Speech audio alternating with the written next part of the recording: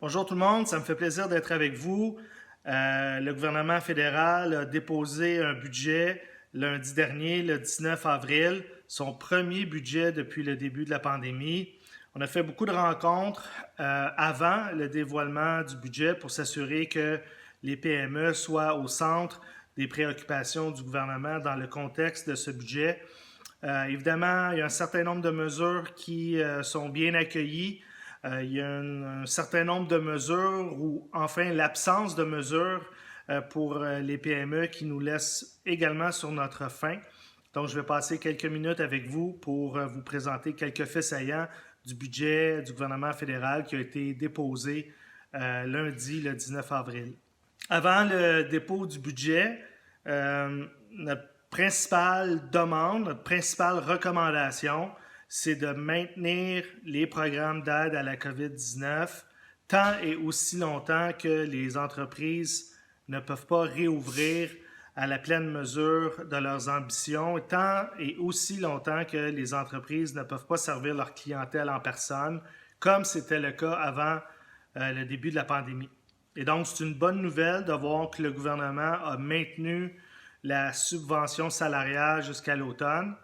Et c'est également une bonne nouvelle que le gouvernement a maintenu la subvention au loyer aussi jusqu'à l'automne. Le gouvernement a également adopté une de nos principales recommandations, de créer un incitatif à l'embauche pour vous aider à réembaucher du personnel au moment du redémarrage de l'économie, au moment du redémarrage de votre entreprise et ainsi aider à la relance de l'économie.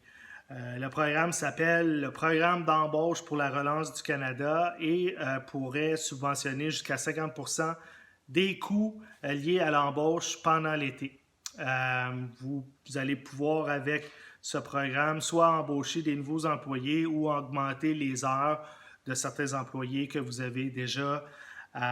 Donc, évidemment, on n'a pas encore tous les détails de ce programme-là et dès qu'on aura plus d'informations, on va les partager avec vous et on va travailler très fort pour s'assurer que le plus grand nombre d'entreprises possible puissent avoir accès à ce tout nouveau programme. Une des principales déceptions de ce budget, c'est l'absence de mesures pour les nouvelles entreprises. Il n'y a rien qui a été annoncé pour les aider. Ça fait 1 an, au fond, depuis le début de la pandémie, qu'elles n'ont pas accès au programme d'aide gouvernementale du gouvernement fédéral. Le premier ministre lui-même avait promis d'aider les nouvelles entreprises le 19 mai 2020. Imaginez, et rien n'a été fait encore à ce jour. Donc, c'est vraiment décevant de voir que rien n'a été annoncé pour les nouvelles entreprises dans le cadre du budget fédéral. Également, c'est décevant de voir que les lacunes que nous avions identifiées au sujet du programme d'aide au loyer, par exemple pour s'assurer que le programme soit plus juste, plus équitable, que ce soit plus facile de faire des demandes indépendamment de la structure de l'entreprise, là. Donc, on va évidemment continuer à rencontrer les élus, rencontrer les membres du gouvernement pour que les problèmes qu'on a identifiés depuis un certain temps déjà soient corrigés. Et encore une fois, je vous invite, là, si vous n'êtes pas admissible au programme d'aide au loyer ou à d'autres programmes, on a une pétition sur notre site web qui est très facile à trouver, là, fcei.ca, pétition loyer.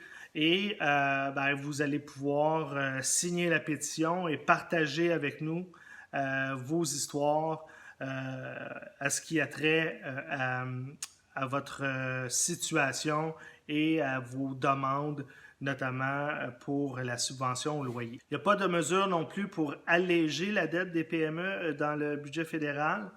Une autre déception, là, comme vous le savez, la dette des PME s'élève à 170 000 $ en moyenne depuis le début de la pandémie. Ça, c'est une dette qui a été contractée juste pour être capable de passer à travers la pandémie. Donc, que ce soit pour le compte d'urgence pour les entreprises canadiennes ou pour le programme de crédit pour les secteurs très touchés, On demande soit d'inclure une portion subvention, soit de bonifier la portion subvention, et on demande également que les échéanciers de remboursement soient allongés pour donner un peu d'air aux PME lors de la reprise des activités et lors de la reprise économique. Le gouvernement a annoncé dans le budget son intention de faire baisser les frais de transaction par carte de crédit pour les commerçants.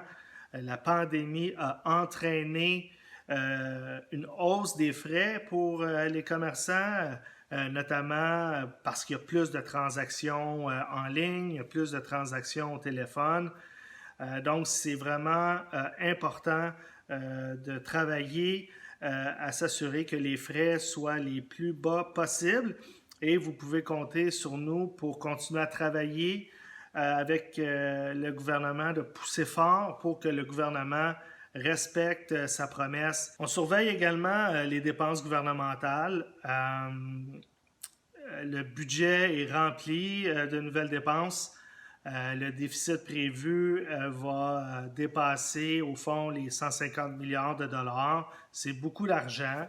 Une partie de ces sommes-là sont dédiées à la COVID, mais une partie de ces sommes-là ne sont pas dédiées à la COVID.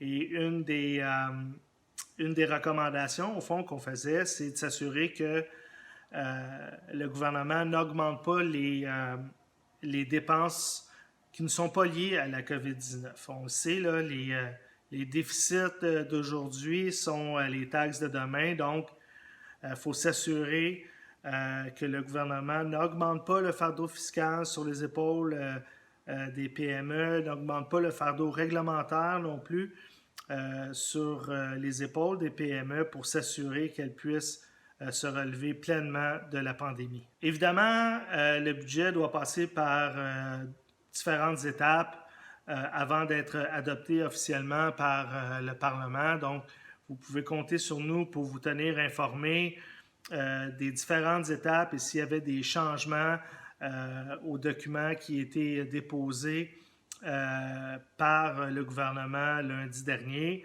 Je vous remercie infiniment d'appuyer la FCEI et également je vous invite à visiter notre site web fcei.ca, à signer l'une de nos pétitions et à consulter notre site web pour y trouver l'information pertinente pour vos activités. Alors encore une fois, merci beaucoup de votre appui. À très bientôt.